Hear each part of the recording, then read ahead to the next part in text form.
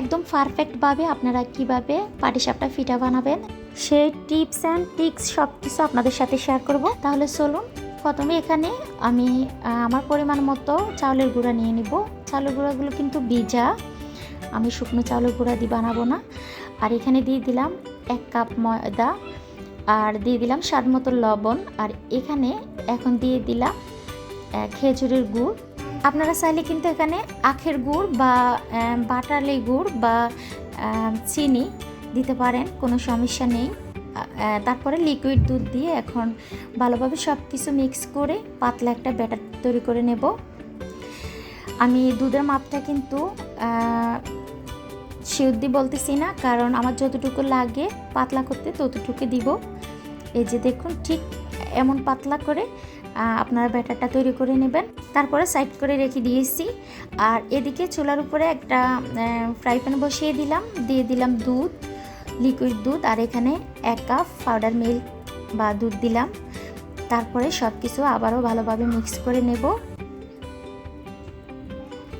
এই পুরবরা পাটিসাপটা পিঠাটা কিন্তু খেতে ভীষণ মজা লাগে, আপনারা একবার হলেও এইভাবে বানিয়ে খেয়ে দেখবেন।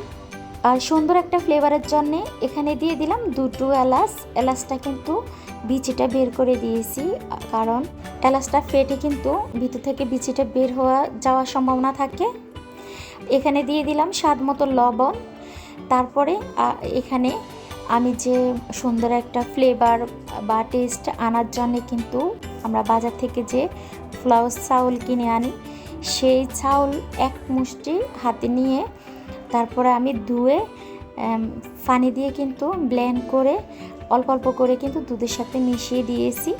একসাথে যদি আপনারা দিতে যান সেক্ষেত্রে কিন্তু দলা ফেঁকে যাবে। এখন আমি ফুডটা বা ক্রিমটা নাড়তে নাড়তে যখন দেখব একটু শুকিয়ে আসছে, তখন আমি নামিয়ে নিব। আর তার আগে কিন্তু আমি চিনিটা দেইনি, চিনিটা দিলে কিন্তু পানিটা ছেড়ে দেয়, সেজন্য আমি লাস্টে চিনিটা দিয়ে কিছুক্ষণ আবার জাল করে নেব। আর চিনিটা আগে দিলে কিন্তু এই যে ফুডটা বা ক্রিমটা সেটা কিন্তু একটু সানা সানা কেমন জানি হয়ে যায়, আলাদা আলাদা হয়ে যায় সব কিছু থেকে। আর লাস্ট পর্যায়ে এখন দিয়ে দিলাম কিন্তু নারকেল কোড়া। এই 1 বাটি নারকেল কোড়া সাথে দিয়ে যদি আপনারা এই ফুডটা বানান পাটিসাপটা পিঠা, তাহলে দেখবেন খেতে ভীষণ মজা লাগে, ফ্লেভার তো অনেক ইয়াম্মি আসে।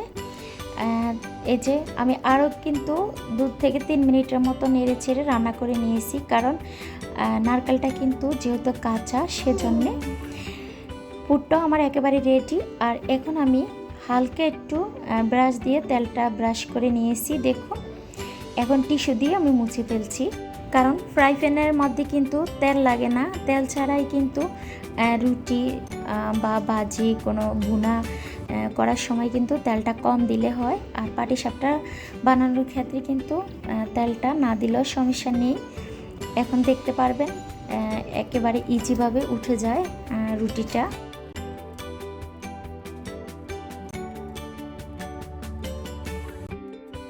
এই যে ঢাকনা দিয়ে 1 মিনিটের মতো অপেক্ষা করছি। 1 মিনিট পরে আমি এখন পুরটা দিয়ে দিব বা ক্রিমটা আমি আমার মতো করে দিয়েছি, আপনারা কমিয়ে বাড়িয়ে দিতে পারেন। এই যে দেখতে তো পাচ্ছেন, এখন আমি মুড়িয়ে দিব। গুড়টা দিলে কিন্তু পাটিসাপটার যে কালারটা সেটা অনেক সুন্দর আসে, আপনারা চেষ্টা করবেন কালারটা দিতে।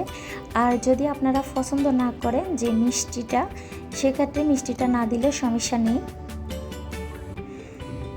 একটা হয়ে গিয়েছে, আমি আরেকটা আপনাদেরকে দেখিয়ে দিব।